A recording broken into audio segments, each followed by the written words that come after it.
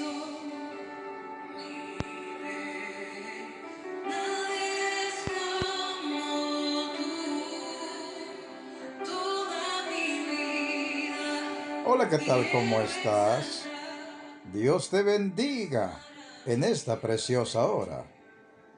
El devocional de hoy se intitula Poderes Superiores de parte de Dios.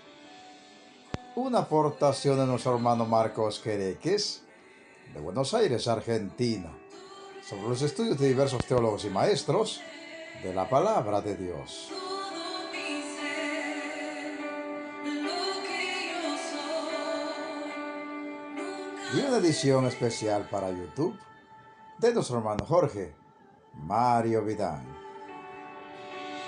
Canta al Señor toda la creación, honra y poder, majestad sean al Rey, y montes Amigo caerán. oyente, Romanos 13:1-2 dice lo siguiente: Sométase toda alma a las autoridades superiores, porque no hay autoridad sino de parte de Dios, y las que hay por Dios son ordenadas.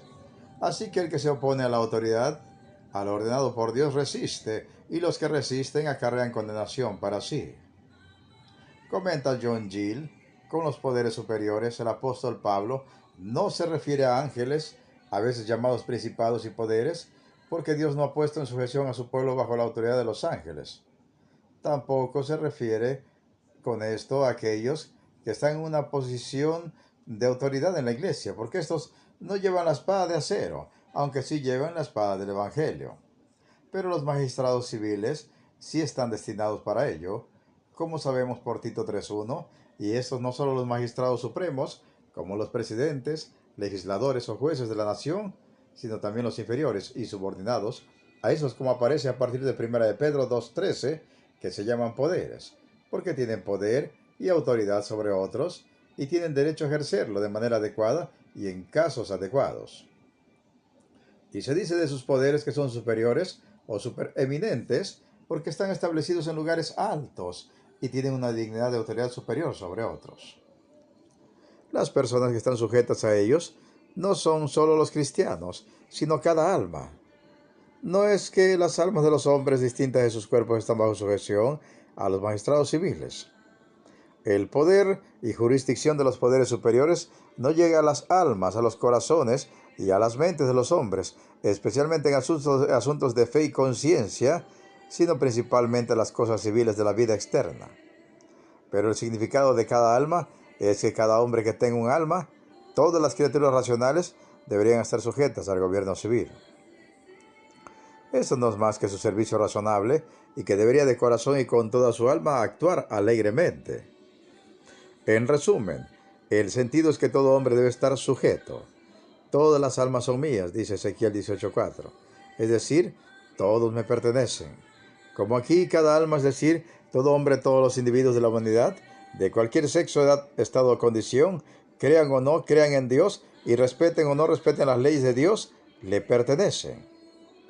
Los sacerdotes bajo la ley judía estaban bajo el gobierno civil y también lo fue Cristo mismo y sus apóstoles, deseando el bien a los gobiernos y orando constantemente por ellos, honrándolos y obedeciendo sus mandatos legales que no contradicen las leyes de Dios, la naturaleza y la razón correcta, y pagarles sus cotas y tributos legales. Porque no hay poder sino de Dios. Dios es la fuente de todo poder y autoridad. Las órdenes de poder entre sus criaturas fluyen de Él. El poder que el hombre tiene sobre todas las criaturas, las aves del aire, las bestias del campo y los peces del mar, son dados por Dios. Los poderes menores y los ejercicios de ellos en las diversas relaciones son de Dios, como el poder que el marido tiene sobre la esposa, los padres sobre sus hijos y los maestros sobre sus alumnos. Y así el poder superior que los príncipes tienen sobre sus subalternos, porque es el Dios del cielo, el que establece reyes, así como los arrastra hacia abajo. Él es el rey de los reyes, de quien deriva su poder y su autoridad, de los cuales tienen el derecho de gobierno y todas las calificaciones para ello. Es por él que reinan los reyes y los príncipes decretaron la justicia. Como dice en Proverbios 8:15, el orden de la magistratura es de Dios. Es de su ordenación y nombramiento y de su orden dispone y fijación en sus límites. Las diversas formas de gobierno son de voluntad humana, pero el gobierno en sí es una orden de Dios. Puede haber hombres en poder que lo asumen por sí mismos y cuyo poder nace de sí mismos, y otros que abusan del poder que se aloja en ellos por su popularidad o por la fuerza.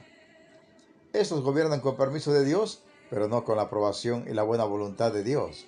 Y es observable que el apóstol habla de poderes y no de personas, sino poderes, para demostrar que no quiere decir este ni otro magistrado en particular, sino la misma autoridad y poder que Dios puso en ellos, el oficio y la dignidad de la magistratura misma.